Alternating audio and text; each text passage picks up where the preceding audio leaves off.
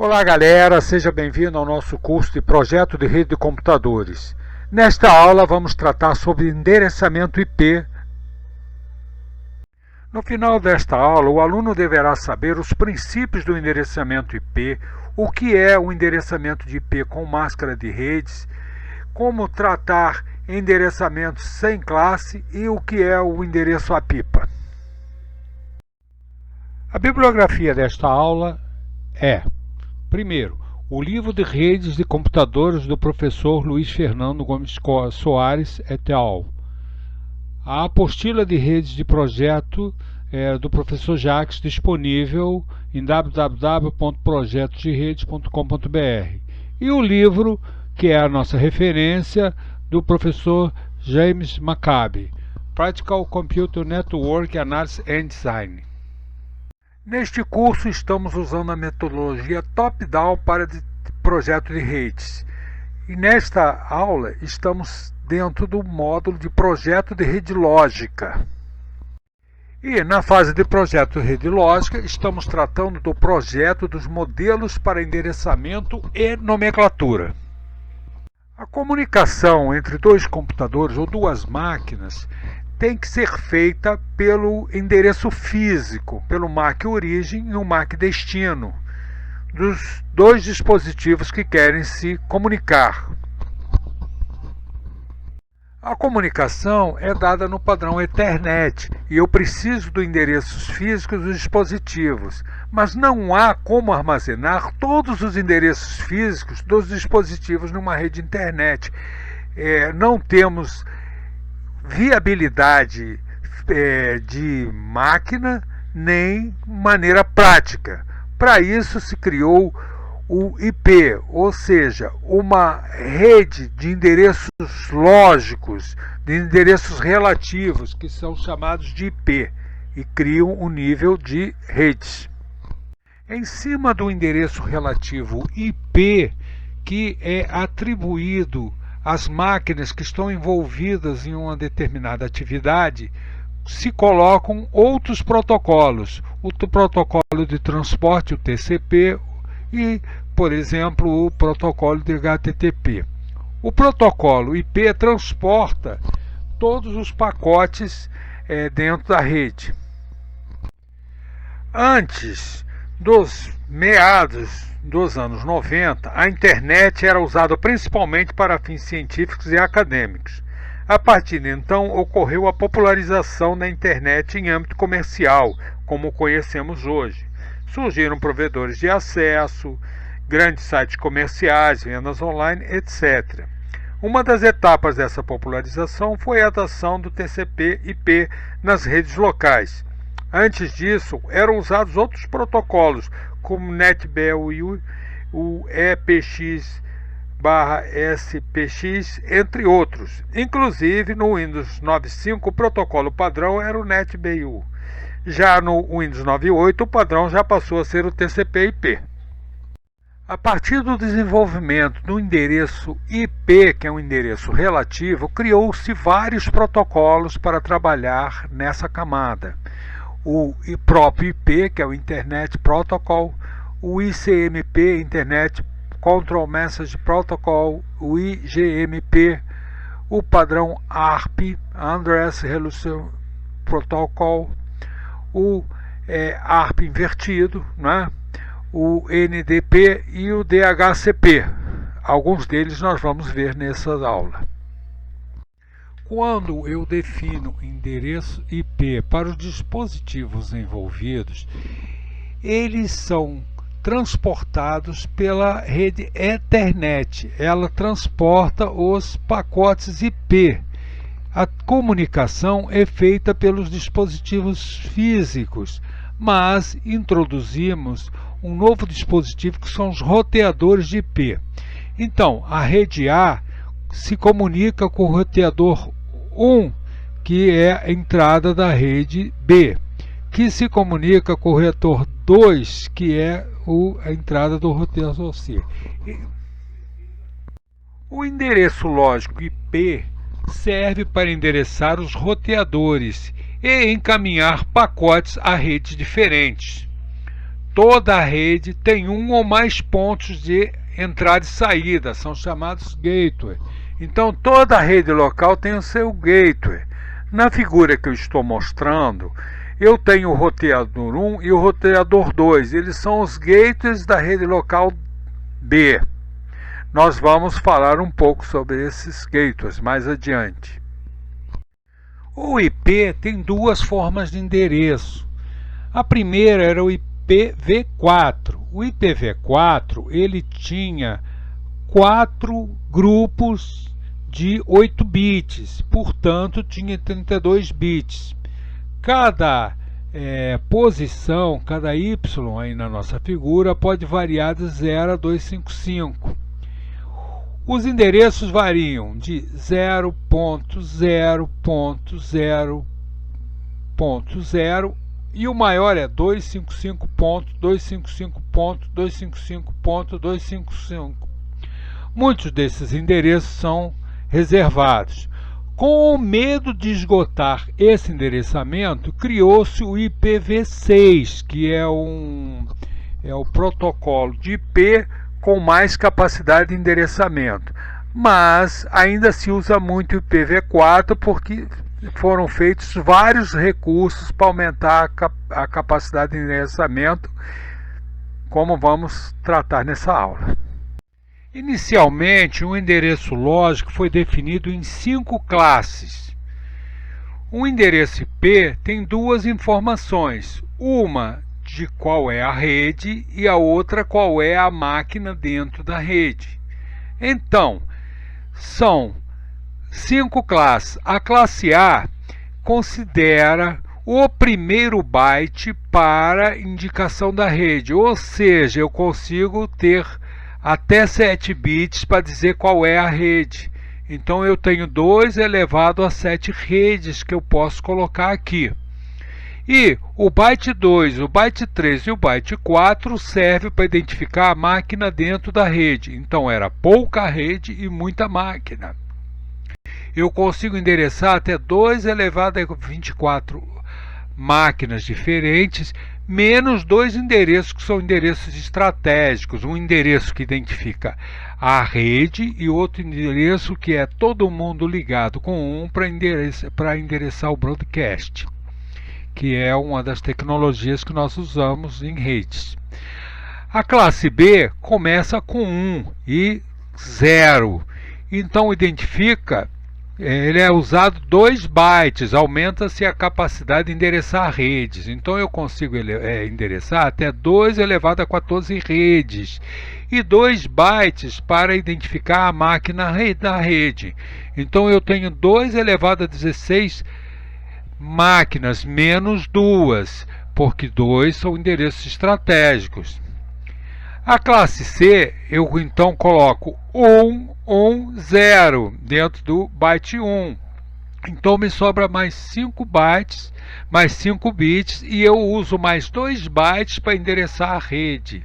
Então eu consigo endereçar 2 elevado a 21 redes diferentes. E dentro de cada rede eu posso identificar 2 elevado a 8 bits menos 2 máquinas, o que é bastante tranquilo, assim, bastante prático para a maioria das redes. Dificilmente nós temos redes locais de pequeno porte, médio porte, com mais de 250 máquinas. A classe D tem 0 no primeiro byte, indicando que é a classe D. Ele é usado para endereço multicast. E a classe 1 é reservado para testes e alguns trabalhos que são feitos, né? Então é uma classe especial. A classe D e a classe E são muito pouco usadas, tá certo? Então nós vamos dar uma analisada nisso. Então, vejam que a classe já é indicada no primeiro byte. Considerando essa codificação no primeiro byte, a classe A tem como endereço mais baixo 0.0.0.0. e é mais alto 127.255.255.255, porque tem que começar com 0. A classe B é 0, portanto o endereço mais baixo é 128.1.0.0 até 191.255.255.255. E a classe C é 110. Portanto, nós teríamos como endereço mais baixo 192.0.1.0 e o mais alto 123.255.255.255. A classe D seria 111.0, então teria como endereço 224.0.0.0 até 239.255.255.255, e a classe E 240.0.0.0 até 255.255.255, né? Então, o endereço IP de cada máquina vai depender da rede que ela está conectada. Não podemos usar todas as faixas de endereço. As faixas de endereços que podem ser usadas estão marcadas nesse quadrinho aí, tá? O mais importante aqui é a faixa de 10.0.0.0 a 10.255.255.255, que é o endereço privativo da classe A. Nós temos também o endereço privativo da classe B, 172.116.0.0 a 172.31.255.255. E da classe C, né, 192.168.0.0 a 192.168.255.255. Esses endereços serão estratégicos para as redes locais. Dado um endereço IP, por exemplo, 192.168.0.5, que seria um endereço de um host, de uma máquina, né? Verificamos que ele é um endereço da classe C, porque começa com 192.168. Então, os 3 primeiros bytes, né, representam a rede. Então, eu tenho 192.168.0, seria a rede. E o host seria a última, né? Porque 3 bytes representam a rede e 1 byte a máquina. Então seria a máquina 5, que a gente escreve 0.0.05. Nós sempre mantemos os padrões de 4 grupos de 4 números para manter o padrão. Não esquecendo então que pegue, por exemplo, o IP 10.0.0.3, é um IP de uma classe A, portanto 1 byte, então é a rede 10.0.0.0, e a máquina é 0.0.0.3. Alguns endereços são endereços de trabalho. Por exemplo, 255 indica que todos os campos estão com 1 e serve para a respectiva operação de broadcast, ou seja, envio de pacotes para todas as máquinas. Por exemplo, uma máquina de uma rede de classe A, ela tem o número da rede, .0.0.0. O broadcast dela então seria o número da rede, .255.255.255. Uma máquina de uma rede de classe B tem indicativo de rede, né, 2 bytes e 2 bytes para número de máquina. Então eu teria o indicativo de rede 255 como broadcast, tá? Broadcast. Então tá aqui, a classe A eu tenho endereço de rede, vai ser os A.0.0. E endereço do broadcast A.255.255.255, classe B A.B.00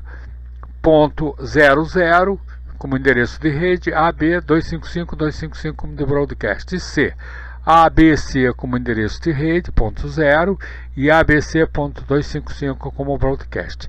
Temos que tomar muita atenção com esse endereçamento de broadcast. Para funcionar corretamente, alguém tem que coordenar os endereços públicos. Então, os endereços públicos são dados por uma empresa centralizadora mundial, é a IANA, Internet Numbers Authority. Ela repassa blocos de IP para as entidades responsáveis em todo o mundo. Aí na transparência estamos mostrando a página inicial do site da IANA. Recomendamos que vocês visitem essa página e vejam o que existe lá. Existe muita coisa que é interessante referente a domínio de nomes e outras características, né? Então vale a pena visitar. Então, a IANA ainda tem representantes em todo o mundo. No Brasil, nós temos a LACNIC, Latin American and Caribbean Internet Address Register. Aqui no Brasil, nós ainda temos a FAPESP, né, que também trabalha com endereços. Assim, para se ter um número no Brasil, deve-se pedir a LANIC ou a FAPESP. Uma empresa provedora recebe um bloco de números no Brasil da LANIC e repassa-as para seus clientes. Basicamente, a internet é constituída por dois tipos de endereço. O endereço público, que é para usar de maneira pública de acesso à internet, e os endereços privativos, que são endereços usados nas redes locais de cada empresa. Os endereços privativos são blocos que já são entregues para ser administrados internamente dentro das redes locais. Portanto, esses endereços não funcionam na internet. Quando um endereço desses chega a um roteador de nível 3 que está ligado à internet, esse endereço é bloqueado. Os endereços bloqueados para a classe A, B e C estão mostrados aí embaixo. Então, endereço privativo de 10.0.0.0 a 10.255.255.255 é público da A. 172.16.0.0 a 172.31.255.255 é público da B. C. 192.168.0.0 a 192.168.255.255 é público da C. Os endereços privados ampliaram a capacidade de endereçamento da internet, porque esses números de rede local podem ser usados em várias empresas. A figura mostra o uso de uma rede privativa. A rede 192.168.0.0 é um Hub Switch, está indicado aí, e ele endereça os computadores que estão ligados a ela. 192.168.0.1, 192.168.0.2, 192.168.0.3, 168.0.4, ou seja, eu tenho praticamente 5 endereços ligados aqui nessa figura. Esses endereços não são visíveis de maneira direta pela rede pública da internet.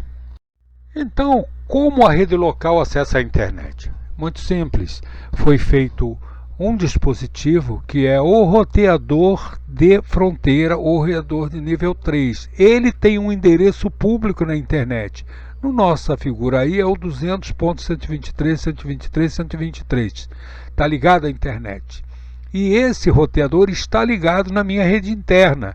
Ele recebeu o número de 192.168.0.1 ligado nesse switch ou hub que está ligado ao resto da rede. Quando eu preciso acessar um endereço fora da minha rede local, o pacote chega no roteador, o roteador verifica que é uma saída externa, que ele precisa acessar fora, e aí tem um programa, um servidor que é o Network Address Translation. Ele faz o seguinte, ele pega o pacote que chegou com um número interno, tira o número de origem e bota o seu próprio número, 200.123.123, e encaminha para a internet. Quando o pacote voltar a resposta para o roteador, ele vai verificar que aquela resposta é para uma determinada máquina na rede interna, e ele novamente troca o endereço de destino pelo IP interno, e o pacote chega na máquina. Então é assim que é feito. A LANIC e suas subsidiárias só fornecem blocos de IP. Não tem como eu comprar um IP, eu tenho que comprar um bloco. Então, numa rede de classe C, eu tenho que comprar todo um bloco de 255 endereços. Então, se uma empresa precisa de 80 endereços públicos em uma rede de classe C, vai ter que adquirir 255 endereços, ou seja, um bloco. Então, para resolver esta situação, divide-se o endereço em faixas de endereços menores, né? E para isso existem duas técnicas: máscaras de rede, que nós já explicamos e já falamos, e o sistema CIDR, Class Interdomain Routing.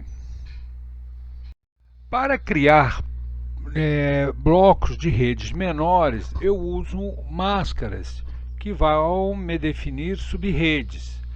A máscara informa que divisão deverá ser usada para definir a rede e o host. Uma máscara é dada por 32 bits no formato IP, similar ao endereço IP.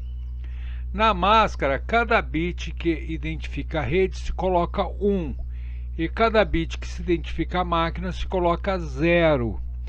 Na realidade, nós vamos fazer a operação lógica de E entre o endereço IP e a máscara.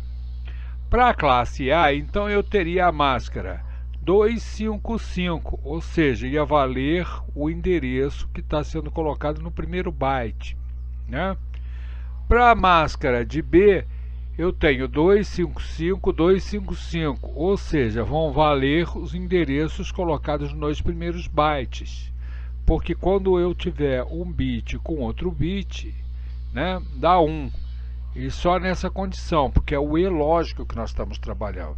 Na classe C, eu tenho 255, 255, 255 e o endereço de máquina seria o 0. Então estão aí as máscaras. Então, para entender o uso da máscara, considere o exemplo aí, o IP 185.222.333.44. 185.222 indica que é o endereço de classe B, cuja rede é 185.22.0.0 e o host, a máquina, é 0.0.3344. Se eu pegar nesse IP que está aí e colocar a máscara 255.255.255.0, transformo aquele endereço de classe B em classe C e a rede passa a ser 185.22.33.0 e o host 044. Porque se eu fizer o E lógico para cada bit daquele endereço com essa nova máscara, vai dar esse resultado que vocês estão vendo aí. E o novo endereço do broadcast, então, seria preenchendo o último byte, né, com 11, que seria 185.22.33.255. O uso das máscaras nos permite definir subredes dentro de uma rede, quer dizer, nós podemos subdividir o endereço. Por exemplo, suponha um endereço de classe C, 200.123.123.0, que está mostrado na transparência. Eu tenho aqui 255 possíveis endereços nessa rede de 200.123.123. Lembrar que 255 é endereço broadcast, então não pode ser usado para endereçar máquinas. Eu vou criar duas subredes nessa rede que está aí de endereços. Eu vou criar duas subredes utilizando máscaras. Isso é muito interessante quando eu quero fazer domínios do broadcast ou até definir alguma estrutura de endereços baseado numa estrutura hierárquica, por exemplo. Então, eu vou reduzir o número de bits para identificar as máquinas. E como eu vou fazer duas redes, eu vou usar mais um bit para fazer a rede. Então, como endereço inicial, eu tinha o endereço de rede 200.123.123.0 e a máscara, como era um endereço de classe C, era 255.255.255.0. Bom, o que eu vou fazer? Eu vou colocar, vejam aí embaixo, a máscara 255, 255, 255 e vou usar um bit que era de endereço também para a rede. Então, tem um 1zinho ali. Então dá o número 128. Então a primeira rede fica com endereço de rede, é o mesmo endereço original, 200.123.123.0. E a máscara? A máscara agora é essa que a gente criou aí, porque eu estou usando um bit que era de endereço de máquina para rede. Então a máscara fica 255, 255, 255, 128. E que IPs eu tenho disponíveis aqui? Eu tenho desde o primeiro, depois do endereço de redes, que é o 200.123.123.1 até o número 126, porque eu não posso usar o 127, porque o 127 passa a ser o endereço de broadcast nessa rede 1. Bom, e a rede 2? Vou colocar o resto dos endereços. Eu vou colocar agora o meu endereço de rede, não é mais o 200.123.123.0, que é da rede 1, mas o complemento. Então, o endereço o complemento, quer dizer, o próximo bit depois do broadcast. Então, o endereço de redes passa a ser 200.123.123.128. E a máscara? A máscara é a mesma, porque foi ela que me permitiu quebrar isso em duas redes. Então, 255, 255, 255, 128. E os IPs disponíveis? Vão do 200 ao 123, 123, 129, porque o primeiro é endereço de rede, a 200, 123, 126, 254, porque o endereço do broadcast da rede 2 é 200, 123, 123, 255. Quando eu crio isso, eu tenho que informar na programação dos meus roteadores que estão tomando conta dessas redes ou trabalhando nessas redes. E os IPs disponíveis o range de IPs que pode ser dados, por exemplo, pelo software de DHCP. Nós vamos tratar isso mais para frente. Então, vejam, eu peguei uma rede de classe C e fiz duas redes simplesmente mexendo com a máscara. Então, a máscara é bastante útil, né? Vamos fazer um outro exemplo. Vamos agora usar o mesmo endereço para melhorar o exemplo. Fazer que eu queira trabalhar 4 subredes. Isso é legal quando eu estou trabalhando com modelo hierárquico, eu quero fazer uma hierarquia de redes, ou mesmo dividir as redes por uma questão de broadcast, ou mesmo quando eu quero limitar uma comunidade. Tem vários motivos para a gente trabalhar uma subrede, né? Inclusive desempenho. Bom, o endereço original, vocês lembram, era 200.123.123.0, com a máscara 255, 255, 255.0. Então, os IPs disponíveis, se eu tivesse que botar isso para um DHCP, o que ele poderia endereçar era 200.123.123.1 até 200.123.123.254. Lembrem-se que o 255 é para broadcast. Bom, como é que eu posso fazer 4 redes? Esses 255 computadores eu posso dividir em 4 redes, modificando a máscara. Se eu tenho 4 redes em 255, eu tenho redes de 64 endereços, ou seja, vou usar 62 endereços úteis, né? Então, eu começo aqui, ó. Eu vou trocar, olhem a máscara. Eu tenho agora mais 2 bits. Esses 2 bits aqui, eu tenho o bit 128, o bit 64. Se somar isso, dá 192.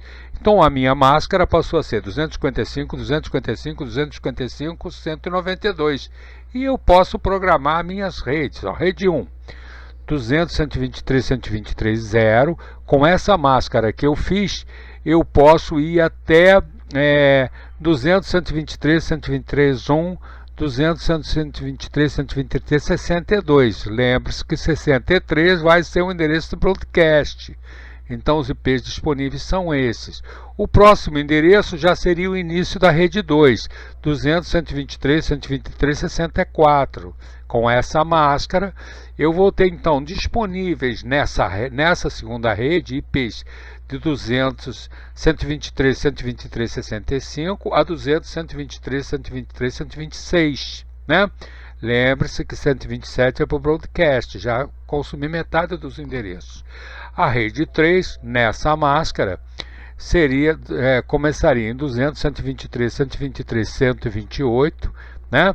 A máscara continua a mesma e os endereços disponíveis agora seriam de 129 a 190, porque 191 é broadcast. E a rede 4 começaria em 192, máscaras vai ter essa que está aí, a mesma, né? Considerando mais 2 bits. E eu tenho os IPs disponíveis do número 123 ao 254, tendo em vista que 255 é o endereço do broadcast. Então vejam que só mudando a máscara eu já criei 4 subredes. Então, usar a máscara é muito legal, muito importante, porque eu consigo criar quantas subredes eu quiser, né? Quiser quer dizer que me disponibiliza criar subredes dentro de uma lógica, né? O problema é que quando eu começo a trabalhar com roteadores, eu tenho que passar o endereço e a máscara, e isso começa a ocupar muito espaço nas tabelas dos roteadores. Então se pensou em colocar a informação da máscara junto do próprio endereço IP, colocando-se uma barra, é conhecida como nessa notação CIDR, né? Essa notação então fica assim, ó, o meu endereço, exemplo de dar pouco, ó, 200.123.123.0 e a máscara que seria de classe C, barra 24, ou seja, os primeiros 24 bits caracterizam a rede, né? E se eu quisesse fazer o que não fiz ainda há pouco, usar o bit 192 para criar a subrede, eu tenho aqui, ó, 200.123.123.0 barra 25, porque agora eu estou usando um bit a mais, né, que era de endereço. Então eu tenho a minha primeira rede vai de 0 a C25 e a minha segunda rede vai de 128 a 25. Lembre-se que eu estou gastando um bit agora na rede, né? Então está aqui mostrado na figurinha, o endereço da rede vai de 200.123.0, que foi o nosso exemplo anterior, há 2 transparências atrás. A máscara passa a ser o 200.128, o mesmo, né? E o broadcast 127, tá certo? Então vejam, o que eu fiz aqui? Eu tinha 8, com 816, com 824 e mais esse bitzinho aqui, que é o 25. Portanto, barra 25, tá? Então, essa notação, ela economiza espaço e facilita as tabelas e o tratamento nos roteadores. Essa é a transparência, para tornar mais claro isso que eu falei, ó. Eu tenho o IP, que é o endereço público que me deram, 200.123.123.0, utilizando 26 bits de rede, ou seja, eu estou usando 2 bits, que é o 192, né, que da nossa máscara de ainda há pouco. Eu tenho 4 subredes, né, em que eu tenho, esse R quer dizer endereço da rede, 200, 200, 200, e tem o endereço 00 do primeiro bit, seguido do número da máquina, né? Aí depois, em 64, porque eu tenho, não lembre-se que o 63 é broadcast, aí vem o 64, ó, eu tenho aqui é o 01, né? Eu posso ter aqui com máquinas, depois o 128, que é 10, as máquinas, e o 192, que é 1000. Então, com isso aqui a gente simplificou exatamente o exemplo que nós fizemos anteriormente com máscara.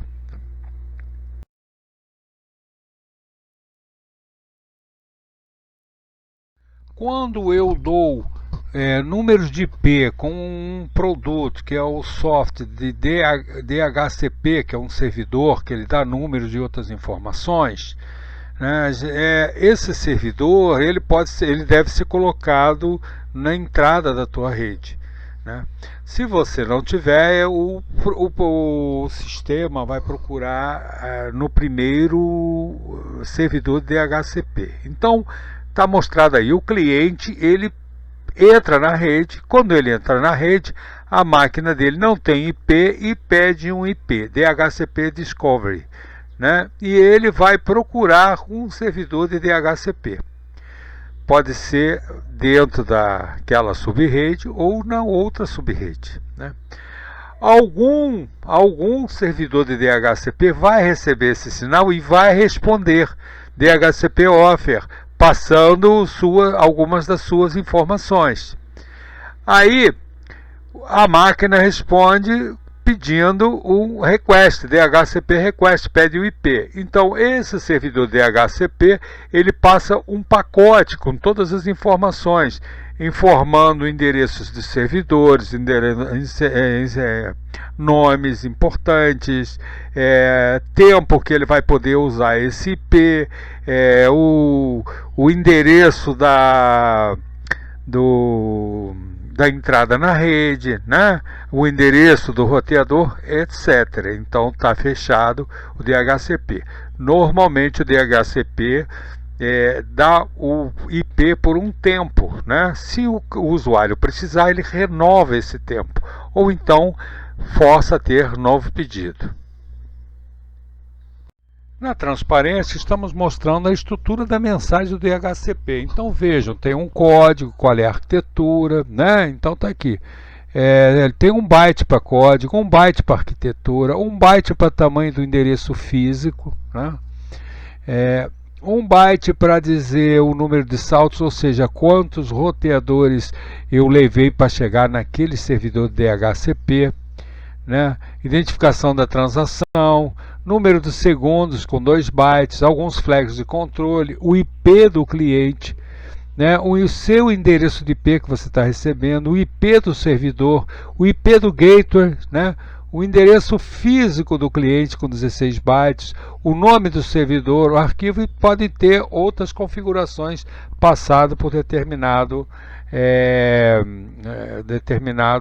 servidor DHCP, né? Eu posso também configurar algumas coisas. Então está aqui, qual é a máscara de rede, roteador, né? O IP do gateway padrão, o servidor de nomes, o endereço IP do servidor de nomes, né? A duração, quanto tempo você vai ficar com o endereço IP, 60 minutos, 1 hora, 2 horas, né? O tipo de mensagem do DHCP, né? O endereço de IP do DHCP, ou seja, a gente está colocando isso daqui a título de ilustração, né? Para vocês verem que essas coisas já estão, a gente pode configurar também quando configura o DHCP, tá? Então, todo o funcionamento da minha rede, inclusive interna, né, privativa, está sendo em cima de IP. Agora, supõe que você ligou e não tem nenhum servidor de IP. Ou você está numa rede que caiu o servidor de DHCP. Como vai acontecer?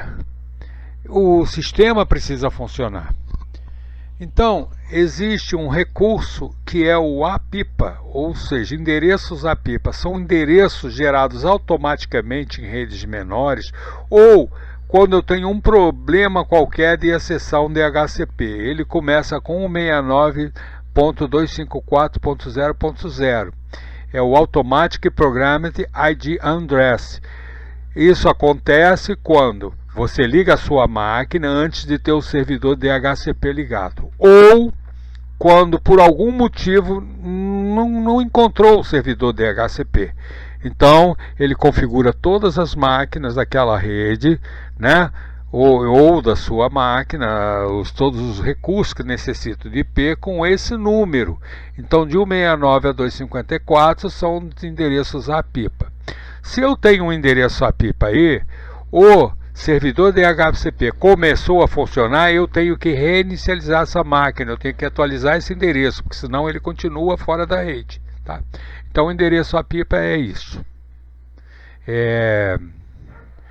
A gente tem que tomar cuidado, porque quando ele está com esse IP, você não está acessando a internet, você não está na rede. A gente precisa ter um endereço fornecido pelo DHCP, para interligar com outras máquinas. O endereço IP é importante para o funcionamento. Então, supõe que você tem uma rede 192.168.0.0, uma rede interna com suítes. E eu tenho uma máquina que é a 192.168.0.0 que precisa, ponto 1, que precisa enviar uma informação para 192.168.0.2. Ela não sabe o endereço MAC e a informação só é transferida com o endereço MAC. Então, ela manda um broadcast, como vocês estão vendo aí, assim, ó. Quem é o 192.168.0.2? Para todas as máquinas. A máquina que responde esse pacote, a 192.168.0.2, se identifica passando a informação para quem solicitou. Esse protocolo é chamado como protocolo ARP. Né? Então, assim que as máquinas estão configuradas, elas estão configuradas com seus IPs, os relativos, né? Com essa atividade de broadcast, nós vamos descobrir os endereços físicos de cada máquina que estão presentes naquele momento, tá? Bom, então existe também o protocolo ao contrário, que dado o MAC, né, que é o Reverse ARP, que dado o MAC, ele descobre qual é o IP correspondente àquele MAC naquela configuração. Lembre-se que a configuração de IP é dinâmica, né? Ela pode mudar para outras configurações, ok? E assim terminamos esta aula. Se você gostou, se inscreva no canal, motive o autor a fazer novos vídeos, recomende para os seus alunos, recomende para os seus amigos, baixe o material, faça os exercícios e até a próxima aula.